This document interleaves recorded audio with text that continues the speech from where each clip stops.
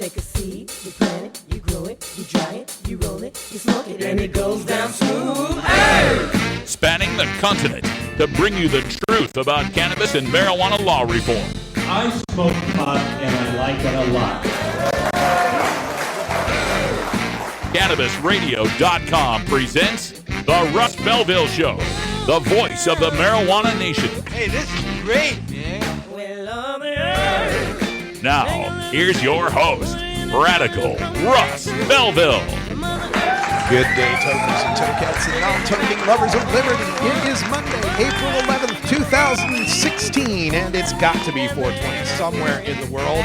Thanks for joining us. So glad you could be here. Get my microphone dialed in. Make sure you can all hear me. Another great week, and this begins what is going to be a very busy next 6 weeks or so for the Russ Belville Show.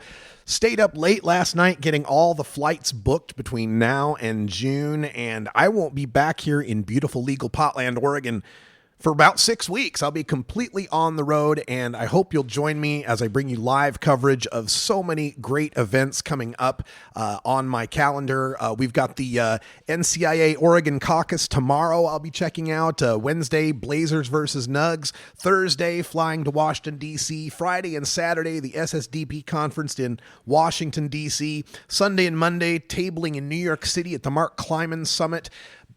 Tuesday through Thursday over the 420 holiday there, the United Nations General Assembly in New York. Friday, I hope to make a visit to the headquarters of High Times Magazine. Saturday, get on a plane back to Oregon for Sunday, the Oregon Marijuana Business Conference, Tommy Chong, Dr. Carl Hart. Monday, make my way to Raleigh, North Carolina for the Unity Torch going from North Carolina to South Carolina to Atlanta, Georgia. The following week, Sunday, May 1st, Miami, Florida. We'll spend a week in Miami. That weekend, the Global Cannabis March in Fort Worth, Texas. Then back to Florida for the Orlando Medical Marijuana Business Conference. And then flying up to Alaska for the Northwest Cannabis Classic in Anchorage. And then Monday, May 16th. I'll finally be back here in beautiful legal Potland, Oregon. Only for a few days, though, because then I fly out to Washington, D.C. for the normal legislative fly-in and conference, and then the following week is the Aspen Legal Seminar. So that's June before we get to that Aspen seminar. Like I said, lots happening, and I sure hope you can be a part of this. We're going to bring this to you free here on CannabisRadio.com, live, 3 p.m. Pacific time, every weekday, except the weekdays that I'm on a plane. I can't broadcast from the plane. People don't like it when I do that. Even though there's Wi-Fi, I technically could do it. I could pull it off, I think. But we got a lot of stuff going on, and if you want to help support this independent marijuana journalism, please make a donation through my PayPal account. I'm Russ at RadicalRuss.com, and somewhere in my free time, amongst all of that, I'm doing the redesign of RadicalRuss.com. There'll be a new VIP section. I've got all sorts of really cool things I'm going to be giving to you in that VIP section. You old 420 radio VIPs will be grandfathered in. You'll be the first VIPs. You'll be my beta testers. It'll be a lot of fun. Anyway, enough about me. Let's talk about the show today. All sorts of great stuff going on today's show. Dr. Mitch Earlywine joins us for our cannabis Q&A, and there's so many new studies out. One on diabetes, pregnancy, male infertility, the menstrual cramp story, and then, of course, the federal reclassification. We'll talk to Dr. Mitch about all of that coming up on today's show. Also, we'll have time for a radical rant where I ask the question, should non-cannabis smokers be in charge of regulating cannabis? A very disturbing trend in the legal states that we're going to take a look at the end of the first hour. Also, drug war data mining, we've got some polls in the United Kingdom on marijuana legalization. In Behind the Headlines, we hear from presidential candidate Ted Cruz, his position on marijuana legalization, and all that comes after the Cannabis Radio News. In the headlines today, we've got news from Rhode Island, from Colorado, Vermont, California, and Ohio. Then stay tuned, Hour 2, Toker Talk Radio, you're the voice of the marijuana nation. Phone lines will be open at 971-533-7111, and we'll cover even more of the marijuana news. 2 hours, all for you, coming up next. This is the Russ Belville Show on CannabisRadio.com.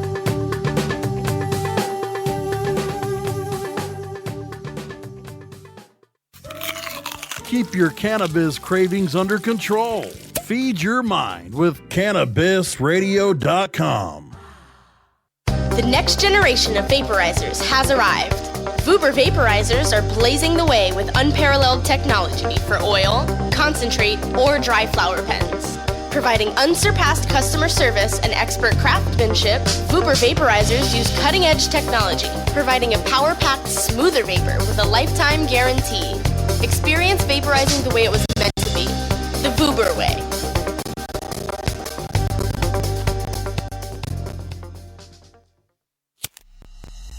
The smoke is rising, and the next crop of podcasts devoted to cannabis providers and enthusiasts are ready to be harvested. Welcome to the Cannabis Radio Network, founded by respected rainmakers who have been producing award-winning podcasts for over a decade. Industry headlines, business updates, medical reports, marketing, and e-commerce education rolled up perfectly for your consumption. Let's grow together. The Cannabis Radio Network. CannabisRadio.com. You're not high. You're listening to the Russ Belville Show on CannabisRadio.com. And if standing for the Constitution make you a wacko bird, then I am a very, very proud wacko bird. Okay. Maybe you're high, too. With over 6 years of experience in the industry, New Era CPAs is one of the nation's leading cannabis accounting firms, helping hundreds of growers, dispensaries, and ancillary companies with their tax, legal, and business strategies. New Era CPAs offices cover the West Coast from Seattle to San Diego, and their skilled team is always available to help you take your business to the next level. Visit neweracpas.com for more info and set up a consultation. Welcome to the New Era.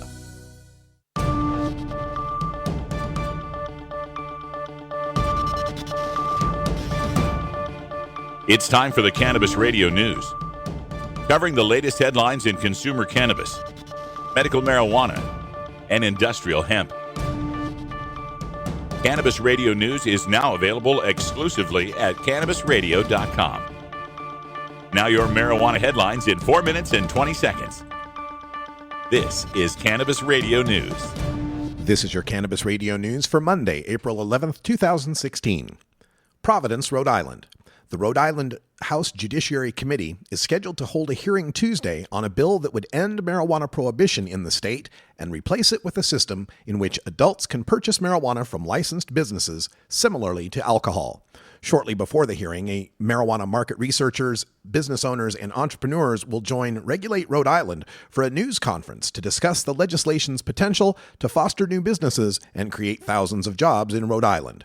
H. 7752, known as the Marijuana Regulation, Control, and Taxation Act, would make possession of limited amounts of marijuana legal for adults 21 years of age and older, and it would establish a tightly controlled system of licensed marijuana cultivation sites, testing facilities, and retail stores.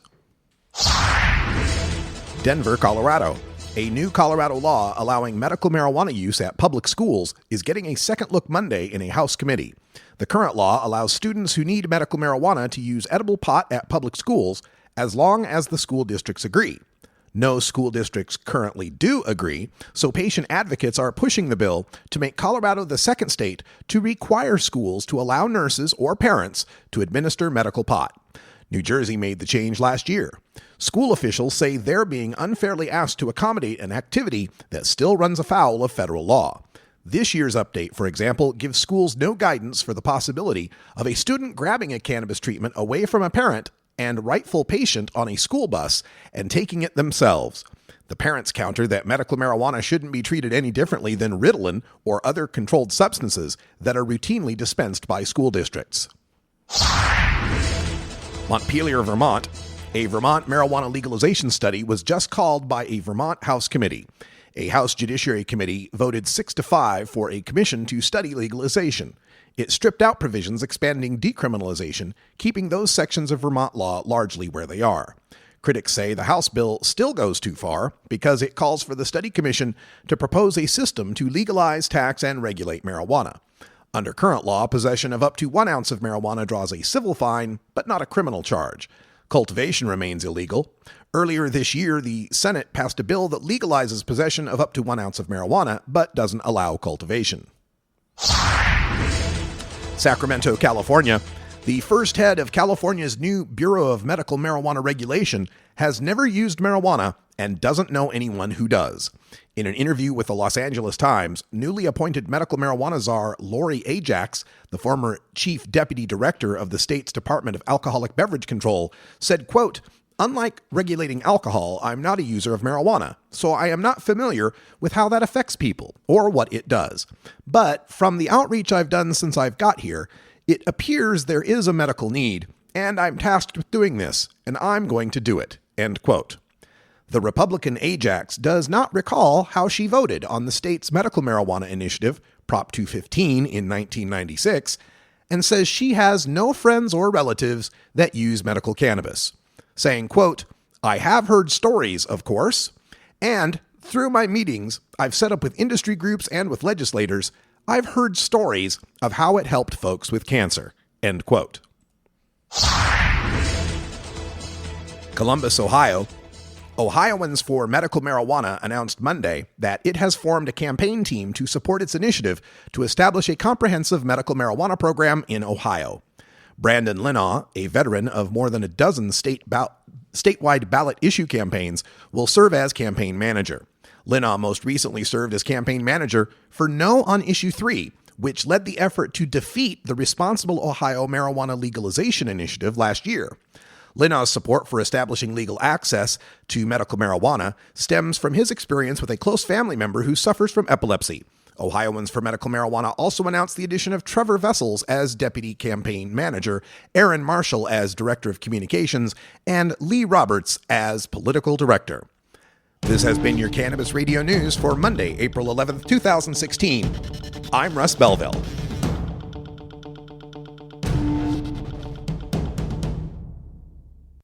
From dabs to chivas, sativas to indicas, we roll out a whole concentrate of fresh new content every week. It's like going from the greenhouse to the dispensary. CannabisRadio.com.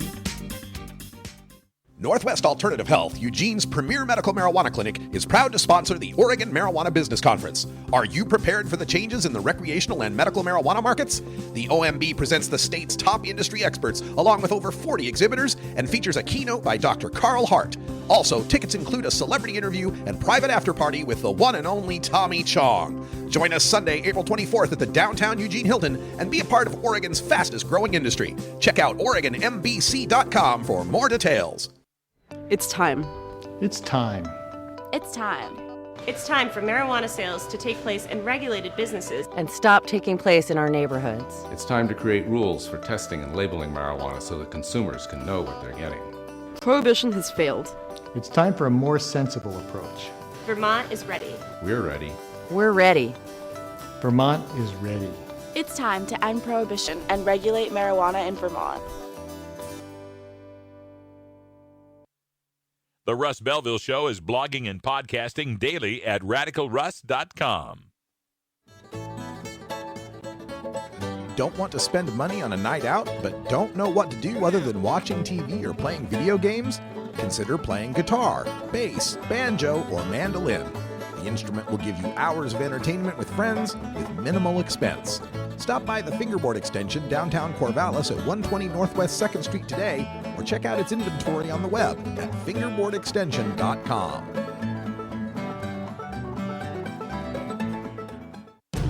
The world of cannabis is evolving at a frenetic pace. The Russ Belville Show gets behind the headlines to take a deeper look at breaking news in our Cannabis Focus. Today in the Cannabis Focus, we take a look again at the 2016 campaign for president. Usually we're talking about Hillary Clinton and Bernie Sanders on the Democratic side, and the difference between the two on marijuana is pretty stark. Bernie Sanders is completely for federal descheduling, end any federal care about marijuana and leave it up to the states, whereas Hillary Clinton supports a more federal approach to reschedule to Schedule 2.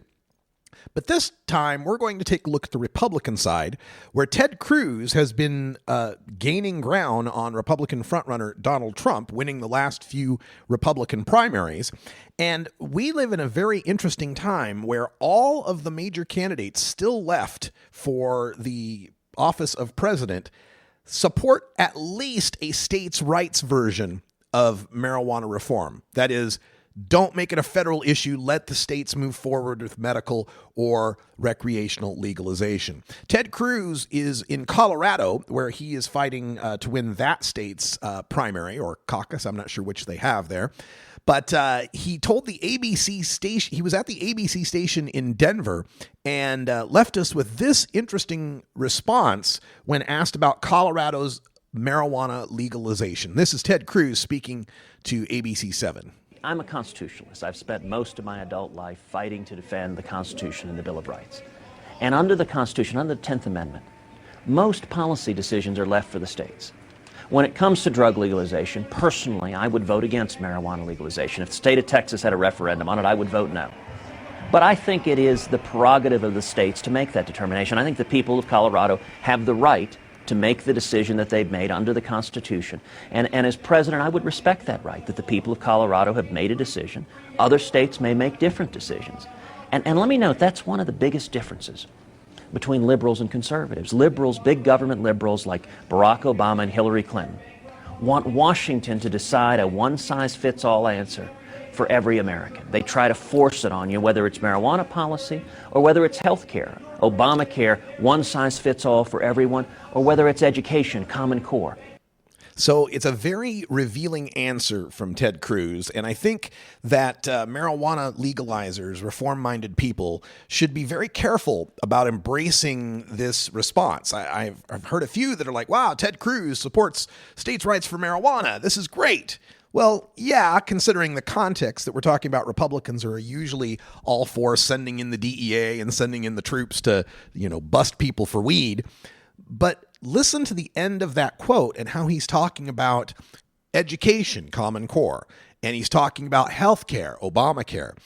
This Republican embrace of states' rights when it comes to marijuana legalization, you've at least got to give it to them in that it's ideologically consistent with their view of the 10th Amendment, their view of states' rights versus federalism. But beware what that states' rights argument is also being used for. For the Republicans, the states' rights argument on marijuana is kind of a throwaway argument because who are the states, which are the states that are going to embrace that? Like he said, if there was a referendum in Texas, he wouldn't vote for it, and he's probably pretty confident that Texas isn't going to vote for it anytime soon. So when the Republicans say things like that, they're thinking of the hippy-dippy liberal West Coast and the Northeast and maybe some of the Great Lakes states, but that their own states will be able to maintain their marijuana prohibition. And it's along that same line that they're using that 10th Amendment to deny women's right to choose, to set up these horrendous anti-LGBT laws in Mississippi and North Carolina, to set up this idea. They want to be consistent about this, to set up this idea that if the majority of the people in a state or the majority of a government in that state doesn't like something, they have the right to do it their own way. I'm kind of in the middle on this one. I do believe in a robust system of states' rights. In fact, I believe more in the 9th Amendment than the 10th Amendment. A lot of people forget the 9th Amendment. It says just because it says the enumeration in the Constitution of certain rights is not meant to deny or disparage others held by the people. And what it means, I always say it's the we couldn't write them all down amendment. It's like people have a lot of rights, a whole bunch of rights that they're inalienable. They're bestowed by the Creator, and we can't write them all down. You have the right to breathe air. You have the right to farm crops. You have the right to ride a bicycle or whatever it might be. Couldn't write them all down. The people have rights, even if they're not written down in the Constitution. And my belief is the right to medicine, the right to self-treatment, the right to do with your body what you choose are a few of those rights that aren't specifically written down, but certainly the people must have them. If we do not, we are not a free people. So I believe in states' rights. I believe in that to the extent we're talking about people regulating themselves. When we start talking about people regulating each other, that's where I start to lose ground with the Republicans on the states' rights argument. The argument that a state can force a woman to give birth, or the argument that a state can deny basic services to gay and lesbian people and transgender people, goes beyond what I would consider to be states' rights. That's starting to talk about state tyrannies, or where a state's right usurps an individual's right. Look at yourself before you pass judgment. That's good advice, Mr. President. Yeah, man, I think the 9th Amendment supersedes the 10th Amendment. I think the rights of the individuals, their civil rights, supersede the right of states to ignore or do things as they choose. We'll talk about it more in Hour 2, Toker Talk Radio. We can take your calls if you want to talk about 10th Amendment and states' rights, but right now it's 4:20 in Denver, Colorado, so let's get it on. Legal to listen to all over the world. We're just not sure about France. CannabisRadio.com. Great websites today need expert web design and development and need to be e-commerce ready and mobile friendly. But building a marketable and profitable website can be an uphill climb. Ready to make your new website or replace your existing website? Think Orange as the new way to get in the black. Orange Hill Development works with Fortune 500 companies and offer the same top quality development service at a fraction of what other providers charge. Brands like Absolute, Carlsberg, and Nestea trust Orange Hill Development. Find out why you should trust your website with Orange Hill. Contact Orange Hill for a consultation today at orangehilldevelopment.com. Tommy Chong is ready to cut through the smoke and change the tone of Tilk Radio. Hope everybody's got their vape pen handy or their pipe or their bong or whatever you use to do your medicine. But you don't, it's not a requirement. You don't have to be high for this show. Yeah, you do. Okay. I don't know who you're talking to. You have to be high to do anything. At least I do. I don't know about you. In fact, I've been high so long that being straight is another high. The Tommy Chong Podcast, only on CannabisRadio.com. Welcome to my world. You're not high. You're listening to the Russ Belville Show on CannabisRadio.com. Christian convictions are under attack as never before. Okay. Maybe you're high, too. New beginner guitars and banjos are often constructed much better than ones built before your time. Why struggle? Get a new instrument or fix the old one. The trusted professionals at the Fingerboard Extension will evaluate your instrument for free. Repairs are priced for people who work for a living. Stop by the Fingerboard Extension downtown Corvallis at 120 Northwest 2nd Street today or check out its inventory on the web at fingerboardextension.com.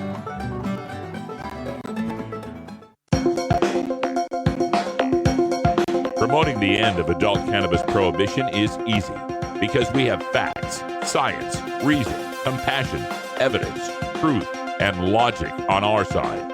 It's even easier when researchers catalog it all for us.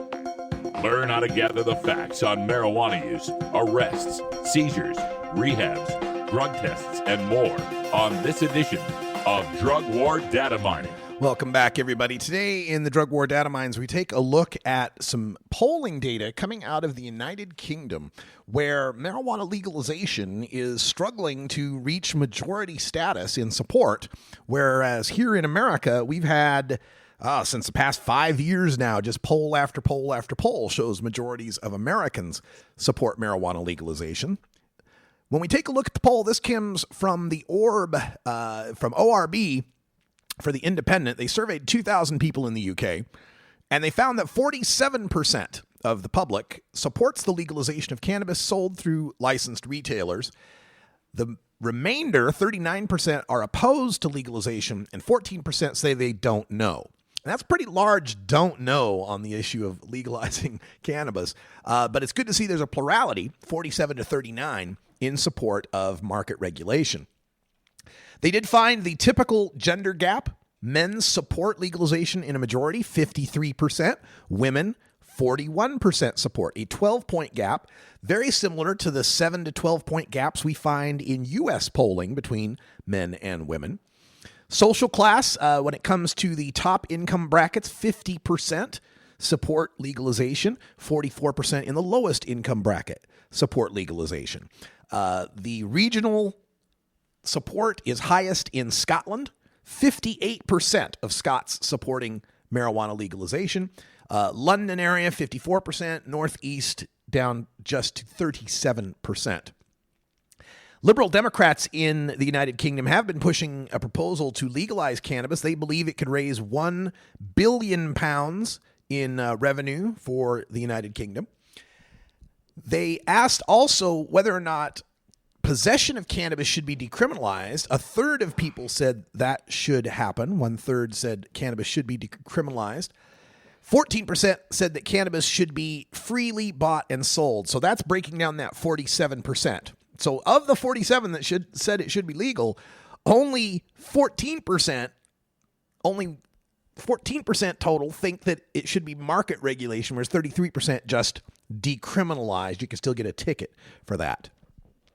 They also asked people whether or not they had tried marijuana, and they found that 31% had tried marijuana and 15% had tried skunk. So, folks, let me just translate this for you. This means 48% of the people have tried marijuana. In the United Kingdom, they think of cannabis as two different drugs. They think of cannabis as any sort of cannabis that is lower in THC percentage, 10% or lower, 15% or lower.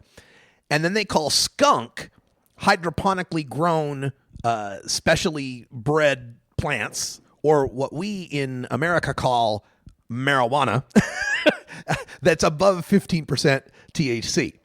And the British tabloids have, for years now, led a propaganda campaign against skunk, trying to scare the British public into thinking that it's not their father's Woodstock weed, or in their case, I don't know, what's the equivalent for Woodstock in the UK? I'm not sure.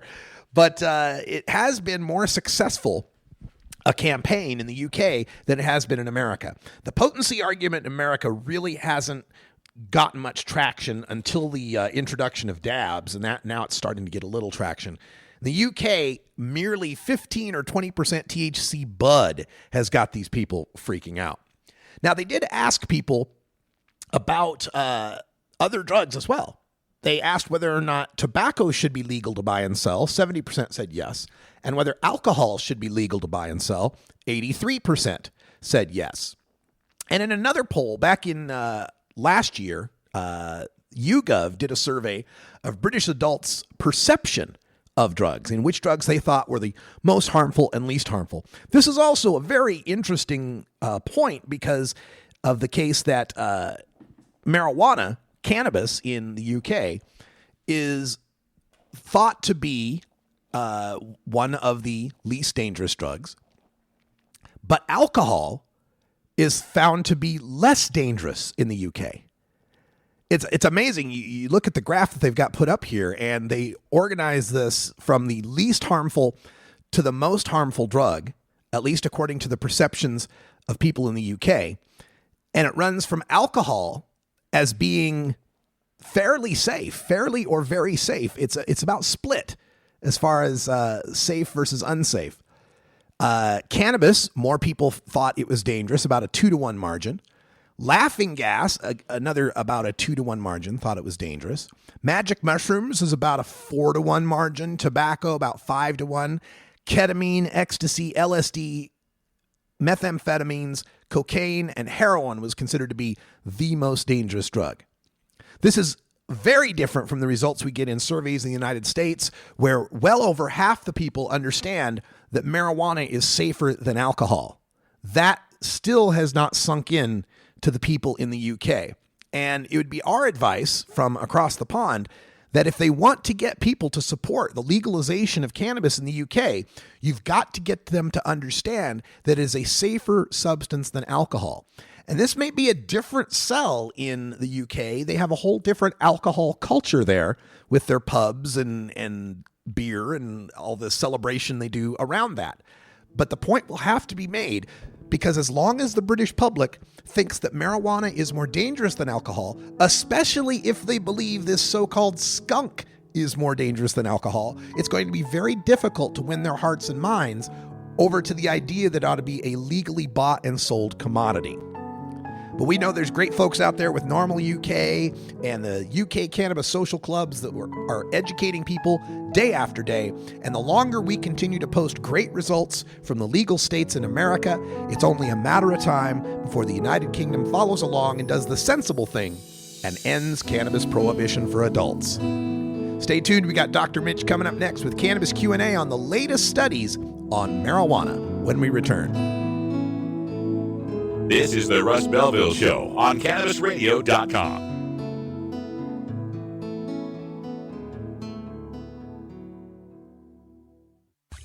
Being green is good. Growing green is good. Making green is great. CannabisRadio.com. Ganjapreneur.com, your guide to the cannabis business world. Ganjapreneur.com is a comprehensive resource for cannabis professionals and entrepreneurs. Download the Ganjapreneur app on your smartphone or tablet to catch up on cannabis industry news, scroll through our daily job listings, and learn about successful cannabis companies, executives, and investors. Ganjapreneur.com, helping Ganjapreneurs grow. NORMAL stands for Responsible Adult Cannabis Use. If cannabis use is causing problems in your life, consider taking a break or seeking medical assistance. Consider ceasing cannabis use if you have a family history of mental illness. Don't drive or operate heavy machinery while impaired by cannabis use. Cannabis use is not without risks, even though the risks may be far less than those posed by legal drugs. The Russ Belville Show on CannabisRadio.com, the National Wildlife Refuge for Marijuana Unicorns. Coming soon to a city near you, Cannabis Finance Boot Camp. Get all your cannabis accounting, legal, and compliance questions answered by their knowledgeable panel of industry experts who want to help your canna business boom. Whether you're a grower, dispensary operator, or a newcomer to the field, your canna business needs Cannabis Finance Boot Camp. For information on upcoming events, visit CannabisFinanceBootCamp.com.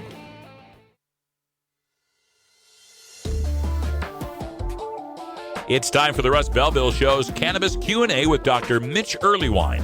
Dr. Earlywine is a professor of psychology at the State University of New York at Albany and a leading author and researcher on cannabinoids and health, who pins the Ask Dr. Mitch column for High Times Magazine. Get your questions ready in our live chat or call in to 971-533-7111 now. Welcome back, everybody. 32 after the hour. We are joined by Dr. Mitch Earlywine in Albany. How you doing, Dr. Mitch? Crazy day, but glad to be on the show. Thanks for being here, and I hope you're not still buried under snow up there. Is it still all cold and wintry? It's funny because it all melted right on the day of my daughter's bat mitzvah. So they're sweet. Well, wonderful. So glad to hear that. We've got all sorts of stuff to talk about. We want to remind our listeners that we are live here on CannabisRadio.com. If you got a question for Dr. Mitch, the phone line is 971-533-7111. That's 971-533-7111. And if you've got a call, just call in and we'll get that question asked. Or you can call in 24 hours a day and just leave it on the voicemail. We'll get to it that way as well. Before we get to all the latest studies, and there sure is a passel of them, let's talk about the big news from last week, which was this hint from the DEA that they will give us an answer on what they might do when it comes to rescheduling marijuana. What is your take on that story? Do you think we're going to get any good news? I'm just not optimistic, Russ, and I feel bad even saying so. But the fact that we're getting so much hoopla about it, and then getting all built up, I'm just worried that I'm going to end up disappointed. So it may be complete paranoia on my part, but I'm afraid we're not going to hear anything. Yeah, it's a lot of people I keep seeing headlines and discussion about it, like the DEA is going to announce rescheduling to Schedule 2. And I'm like, no, they're going to announce whether they made a decision. And if history is a judge, Normal has sued a couple times, ACE has sued a couple times. And every time we do these petitions, they come back and say, well, FDA says it's not medicine, so we can't say it and we can't do it. And that's where we'll be.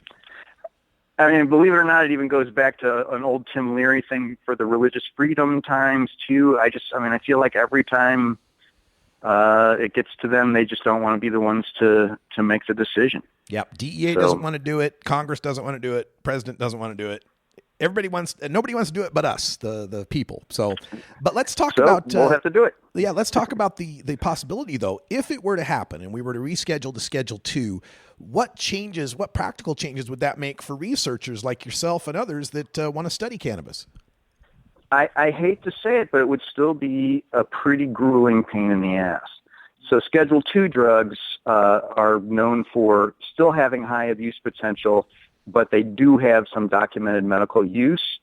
And getting research on those, which, ironically, cocaine is Schedule 2 for some of the intraocular surgery, some of the eye surgery that people use it for and things like that. And it's still super hard, a lot of red tape. You have to have a safe in your lab or special place where it's stored. And it's still a huge hassle. I would much rather see descheduled, taken off there entirely, because then it would be more of an open market. I'm afraid switching things to Schedule 2 is like a nice tip of the hat, and then they'll have an excuse to say, well, we already gave you something, run away. Oh, boy. Well, let's get to some stuff that may be more uplifting. There was another story that got through the mainstream media, spread like wildfire. And this was, of course, aided by the celebrity of Whoopi Goldberg, who's announced that she's partnering with some old friends of ours to put together a product for women to deal with period pain, menstrual cramps, a cannabis-based product. Then there was reports, I saw some people poo-pooing this, saying, there's not any real research or science behind that. So can you give us your take on marijuana for menstrual cramps and the potential of Whoopi's products?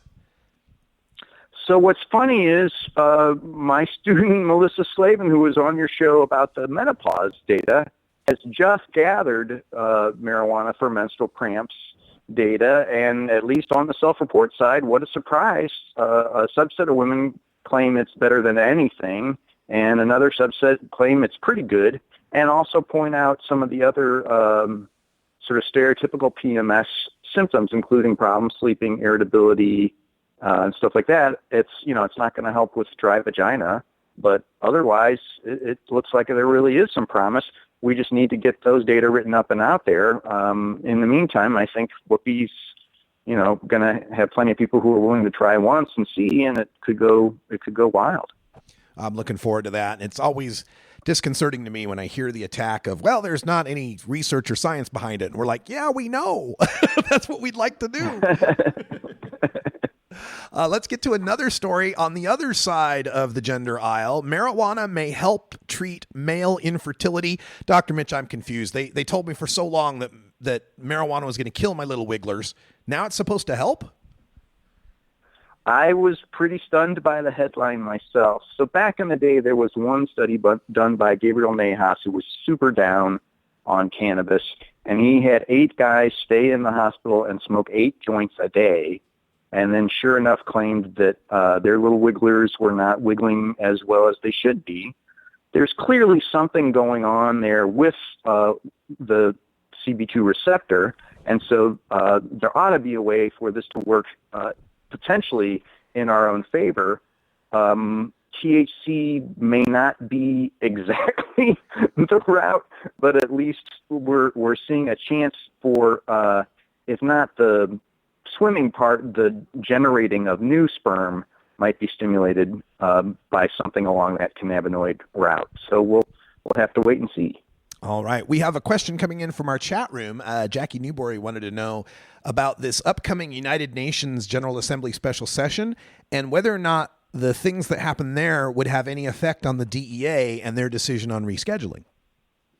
Well, so that was how Harry Anslinger got cannabis made illegal in the first place, was he went to this big international thing like this and promised that it would be illegal. And then when they came back here, he said, well, we already promised.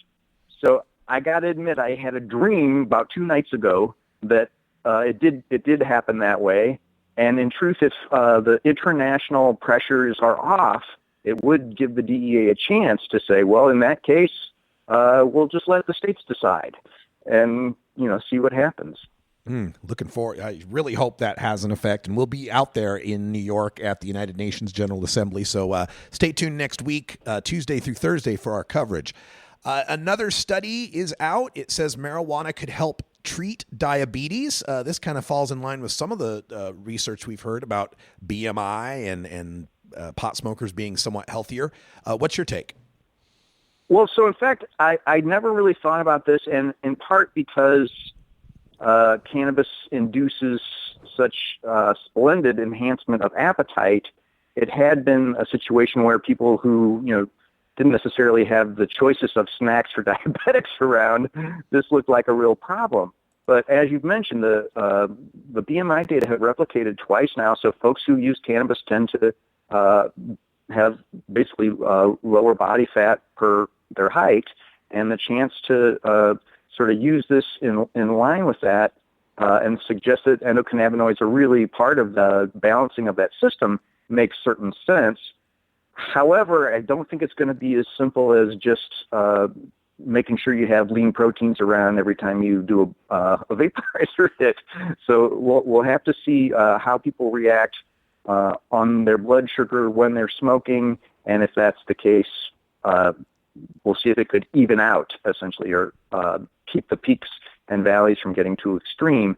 I think there's some potential there, but the work has to be done. Have you thought about all this research that comes in on diabetes and eating and metabolism? A lot of this, at least I assume, is marijuana being smoked or vaporized. Has anyone considered, as edibles become more popular, and cookies and gummy bears and sugary treats, could there be a difference there? And maybe the edibles end up canceling out the good of the THC. What's funny is, especially with that sugar, that would be the key thing. And I know one company was talking about trying to do a sugar-free lozenge, and I don't know what happened with that. But that may be the market to really climb on, because then you'd have that slow, steady state absorption and could stay throughout the day. And if you're not adding sugar, it would have a lot of potential. I think we should call it the Russ Belville lozenge. Yeah, I could use a few of those. Been sitting on too many airplanes and not running on enough treadmills. Hey, before we run out of time, folks, I want to remind you that if you're shy and don't want to talk about your personal private business here on live talk radio, you can always send your questions in by email, and Dr. Mitch will be glad to keep it private and discuss it with you personally. The email address is 420research@gmail.com, 420research@gmail.com. And if you really like this topic and want to know more about the scientific and medical aspects of cannabis, make sure you tune into Dr. Mitch's podcast here on cannabisradio.com. It's Burning Issues. And can you tell us about your latest episodes, maybe some of the highlights? So there's a classic old one with Rick Steves that people should definitely listen to, if only to enjoy Rick Steves talking about how great things are. And then I just had Melissa Slavin on talking about cannabis and those menopause symptoms. We've also had just a lot of different folks who are also on the show. So if they want to hear you, if they want to hear Kyle Cushman, it's interesting because when you're the host, you don't often end up being the person who gets asked the question. So I tried to make that an aspect of the show. I also do that last little segment, Self-Compassion and the Art of Activism. It's just about trying to make sure we all take good care of ourselves. And then the political director at Normal, Danielle Keene, we just posted her show. So she's sort of giving folks a feel for what it means to be political director at Normal, and dropping some hints about the upcoming legislative lobby day. All right. And we have one last question from our chat room. John Chambers wants to know, where does cottonmouth come from? Because not all weed strains seem to cause it. My wife made a vagina joke out of this one time, and I wish I could remember it. But no, it goes all the way back to, I don't know if folks remember Gallagher, that comic.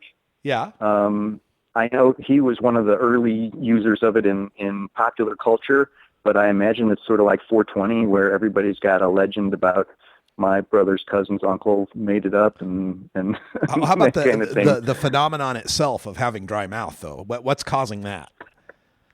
Oh, well, what's curious is it even shows up after edibles with some strains. So I thought it was always smoke exposure, but it doesn't seem to be the case. And in part, the metabolizing THC and the cannabinoids does take water, and suddenly that's water you have less of for keeping your mouth dry. Oh, so it's just a feature of metabolizing the THC. It seems like that's the case, much like a side effect of, say, some of the antidepressant drugs or other medicines that folks use pretty often. All right. Well, Dr. Mitch, thanks for joining us. Good luck on everything, and we'll talk to you next week. Looking forward to it. All right. Stay tuned. We got a radical rant next. Should non-tokers be in charge of regulating marijuana?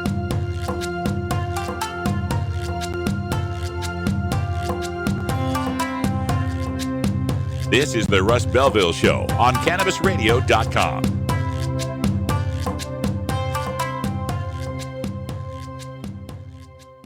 Cannabis use isn't the only thing growing, so are we. Grow with us. CannabisRadio.com.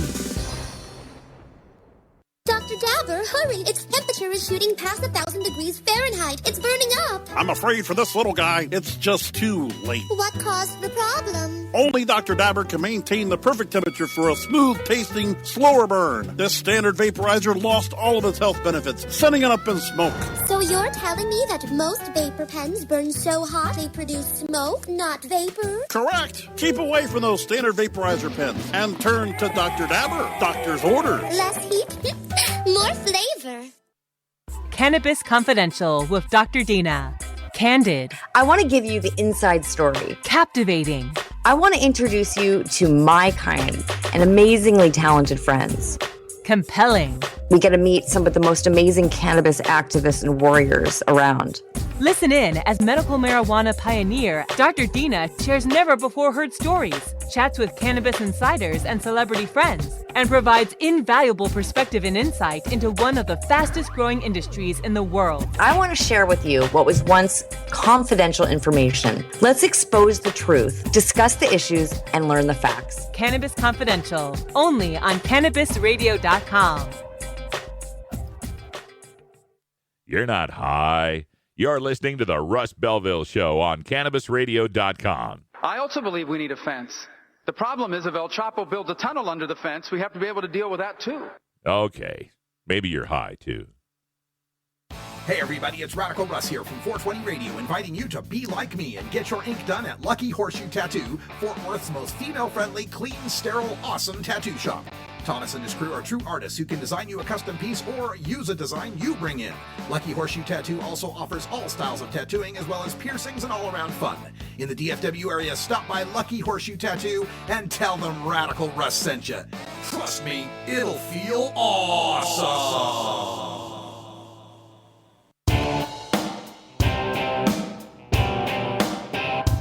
We must wage what I have called total war against public enemy number one. I support a change in law to end federal criminal penalties for possession of up to 1 ounce of marijuana. That marijuana, pot, grass, whatever you want to call it, is probably the most dangerous drug. Some think there won't be room for them in jail. We'll make room. I experimented with marijuana a time or two, and I didn't like it and didn't inhale. One major responsibility is to encourage people to use less drugs. Entirely legitimate topic for debate. Radical Rant. Well, today in the Radical Rant, I want to follow up on that story that was in our headlines, the story of Lori Ajax. Lori Ajax is the new California medical marijuana czar. Yeah, the Governor Brown and those MMRSA laws that have now regulated the medical marijuana industry in California. Well, they now have this Bureau of Medical Marijuana, Bureau of Medical Marijuana Regulation, which is great, first of all, to have a separate bureau for that rather than having it under the control of, alcohol beverage control or something like that. But she used to be the chief deputy director of the Department of Alcohol Beverage Control, ABC, they call it in California and a lot of states. And as the head of this new bureau, the very first person they appoint to a brand new regulatory bureau for medical marijuana in California has never smoked pot. At least, she's never smoked pot. She says, quote, unlike regulating alcohol, I'm not a user of marijuana, so I'm not familiar with how that affects people or what it does. But from the outreach I've done since I got here, it appears there is a medical need, and I'm tasked with doing this, and I'm going to do it. And not only that, she's got no friends or relatives that use cannabis. I've heard stories, she says, and through my meetings with industry groups and legislators, I've heard stories of how it's helped people with cancer, end quote. Now, I'm not saying that you got to be a daily toker to run the Medical Marijuana Bureau. And I'm not saying you even have to be a medical marijuana patient to run the Bureau. But to have never used cannabis in your life and don't know anybody who uses cannabis in their lives, and being appointed the head of the bureau that's going to regulate medical cannabis, it got me scratching my head a little bit. It's one of them things that make you go, It's something that should be questioned. And if she was the 4th medical marijuana czar or the 5th or something, maybe then I'm not so concerned. But the first, you're going to step out of the gate and set precedent with all the initial regulations and decisions being made by someone who doesn't even know what marijuana does. Now, sure, you can be educated about it. Sure, you can read books and you can talk to people and get all the education in the world. But without that actual real world understanding, that personal understanding of cannabis and how it works, how can you not be swayed by stereotype and prejudice and misconception? Even the person with the best of intentions who discards prejudice, discards reefer madness, does research, talks to people, learns the science, gets the facts, even someone like that, without the personal experience of cannabis, doesn't really know what they're talking about. It reminds me somewhat, remember that Rachel Dolezal case? The white woman up in Spokane who considers herself black and dresses and styles her hair black, but she's white. She's got white parents. She grew up in white culture, right? You remember that case. And she was was she the head of the Spokane ACLU, I think, or NAACP, I think it was? And of course, there was a big furor over this because she's white and she's running an NAACP. And that's not exactly the problem, because there are white people that run local heads of NAACPs around the country. Not a majority, not even a large minority, but there are a few that do. I'm not saying you couldn't run it, but without that real world experience, can you really, as Heinlein would say, groke what you're dealing with? Like, if we had someone who was in charge of LGBT relations, who was straight and had no gay friends, would that feel awkward? Would that be strange? If it was someone who was in charge of some sort of disability bureau or department, some sort of regulatory agency regarding disability, who was perfectly able-bodied and knew no one in their friends or family that was in a wheelchair or had any sort of disabilities, would they have the right perspective to do the best job? And it's not just California. I'm picking on Lori Ajax here because, well, she's a Republican and she used to run booze. So maybe I'm biased, I'm willing to admit. But this is not a singular case. In the state of Oregon and the state of Washington, our legal marijuana industries are regulated by liquor people. In Washington State, it was the Washington State Liquor Control Board, which got renamed the Liquor and Cannabis Board. But we're still talking about people whose primary background is liquor, who are either bar owners, bar distributors, brewers, lobbyists, somehow involved in the liquor world. In Oregon, it's the OLCC, the Oregon Liquor Control Commission. On that Oregon Liquor Control Commission, I followed them around. They had like state listening tour stops here in Oregon, and I followed them around and listened to their speeches. And at least 3 out of 5 of those people voted against marijuana legalization in this state. They openly admitted it. on their tours and in their speaking, right? They voted against marijuana legalization, and I don't believe any of them have ever smoked pot. Maybe Michael Harper. He was in the NBA. But still, I don't think any of them have really smoked pot. So you got people that... And this is the other thing that concerns me even more so, is that people whose background is strong on alcohol bring exactly the wrong perspective to regulating marijuana. Somebody sent me, from the chat room, they sent me a link to something Mark Kleiman was pointing out. And we'll be interviewing Mark Kleiman, and we'll talk more about this in hour 2. But Mark Kleiman, who was Washington State's pot czar, is another one of these guys who made his bones by studying and dealing with the effects of alcohol as a social policy. And so they come to marijuana with all these inherent assumptions. One of Kleiman's inherent assumptions is that marijuana, if it's legal and it's an open market and the taxes are low, it'll become really cheap. And then more people will use that, and that will be bad. It's an inherent assumption because he comes from the alcohol world where alcohol, the lower the alcohol taxes get, the more people drink. And yes, the more drinking that goes on does have a terribly deleterious effect on society, right? Yeah, more drunk driving, more absenteeism, more illness, more death. Yes, you can see the definite correlation there in alcohol taxation, alcohol availability, alcohol advertising, and the negative effects. So he comes with that assumption, and also the presumption that the 80-20 rule, 80% of the booze is drank by 20% of the drinkers. The alcohol industry must have heavy drinkers to survive. He brings that into marijuana. Marijuana, just the same way. 80% of the marijuana in the legal states is consumed by 20% of the users. But that's not a surprise because 80% of anything is consumed by 20% of something. The 80-20 rule works in just about every commodity there is. Regardless, the assumption that we got to keep the marijuana prices high, we got to keep the marijuana taxes high, we got to keep the marijuana availability difficult, because otherwise cheap available marijuana, more people would smoke it.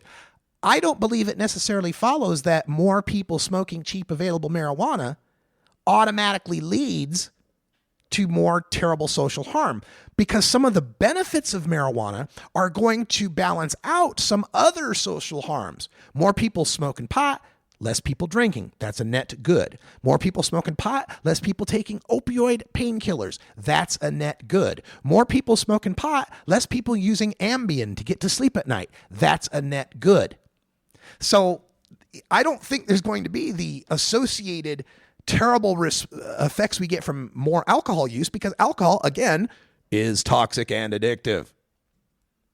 And that's the problem I've got with these alcohol regulators in California, Oregon, and Washington, the whole West Coast, and I think Alaska too. Isn't it there alcohol people running it in Alaska? I think I'm right on that. The whole West Coast, from Alaska to San Diego, their marijuana industry being run by people who bring alcohol assumptions and alcohol experience to the marijuana industry and have little to no experience with marijuana itself.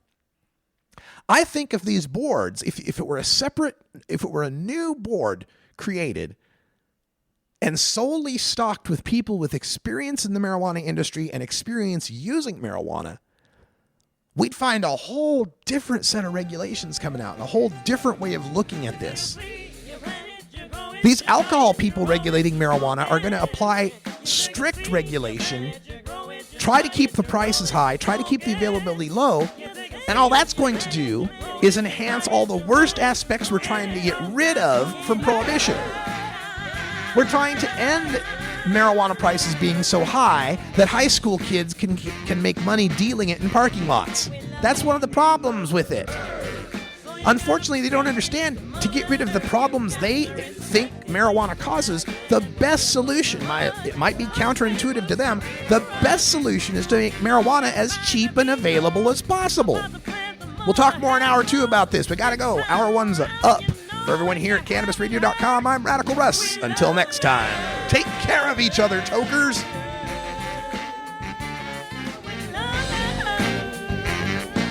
Hey, hey, hey, This is the Russ Belville Show.